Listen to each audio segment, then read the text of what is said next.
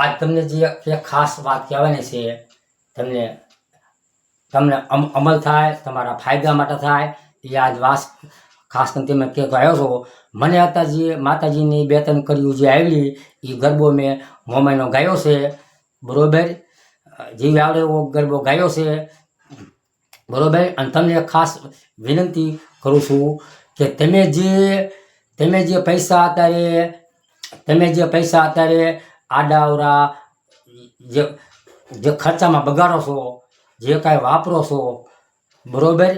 તો તમને ખાસ વિનંતી એટલા માટે કરવા છું કે તમારા ઘરના સભ્ય સામું જો તમે જેમ તેમ પૈસા ઉડા નાખો છો જ્યાં ત્યાં.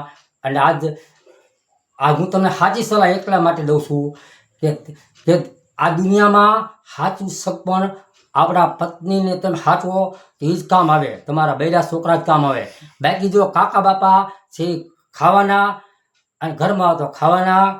તમે એક વાત સમજી લીજો, અત્યારે ગમે તે તમે જ્યારે માંદા પડો, ખાટલે પડો ત્યારે ખબર પડે, હાજા માંદા થાવ ત્યારે જો બધા માણસો તમારા ઘરે ખબર કાઢવા આવે, બરોબર.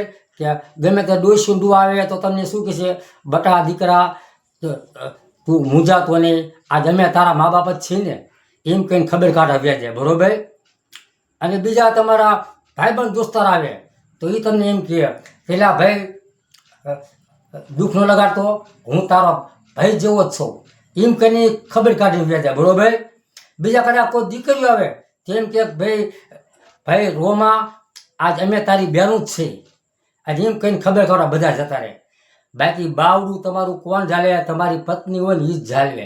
તમે ગમે ત્યાં તમારા પત્ની દુઃખ દો તો એ તમારી પત્ની જ તમારું બાવડું ઝાલે ને એ સારવાર કરે, બીજા કોઈ સારવાર કોઈ ન કરે. તમને સાચું કહું છું, મારી સલાહ માનજો.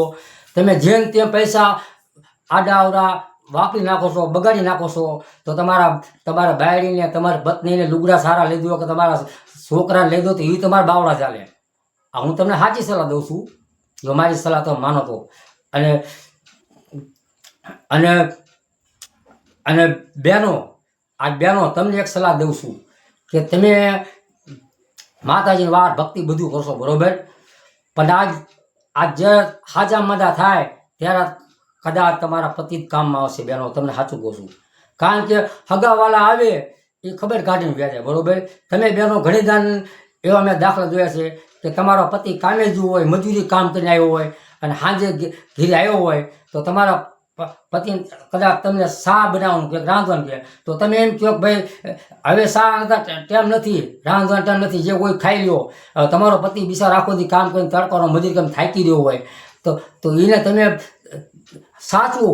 કારણ કે તમે બેનો માંદા પડશો તો તમારો પતિ જ દવાખાને લેશે, એ તમને બધું સારવાર કરશે. બાકી હગાવાલા કાકા બાપા કોઈ સારવાર નહીં કરે. આ હું તમને સાચી સલાહ મારી ધ્યાન સાંભળજો, બરોબર. કારણ કે આ દુનિયામાં છે ને હવે જો ભાઈઓ તથા બહેનો, આજ મેં તમને જે કાંઈ આવડે એવી કરી માતાજીની જે કાંઈ કરી કીધી અને જે કાંઈ તમને કાંઈ સલાહ મેં કીધી એ મારી સલાહ અમલમાં લાગજો. અને જો મારો વિડીયો તમને ગમે તો તમે લાઈક કરજો, શેર કરજો અને સબસ્ક્રાઈબ કરજો. અને